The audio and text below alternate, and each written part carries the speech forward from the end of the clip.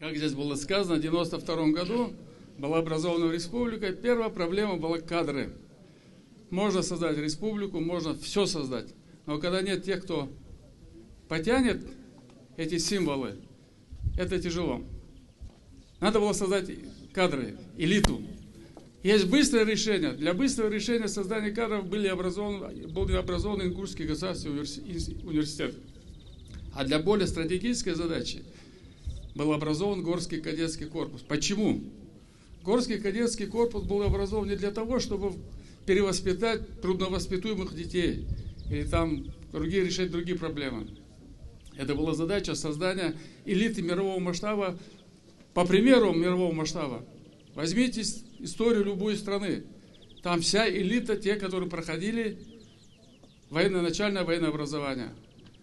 Россия средних веков, 19-20 века, отдавали своих детей для военного обучения. И поэтому история знает великих политических деятелей, которые основы были вот в этом воспитании.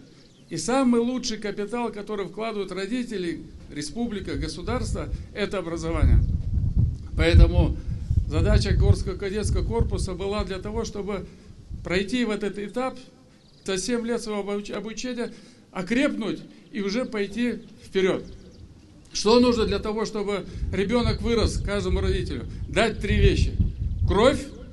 Кровь вам дали родители самую хорошую. Образование дают. И пример. Пример Ингушетии.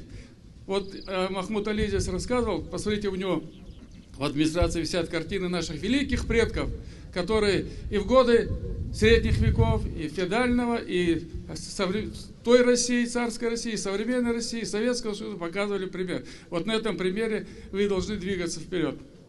Поэтому я надеюсь, что этот лозунг вы оправдаете и пойдете вперед. Учиться надо всегда. И вот с этим двигайтесь вперед.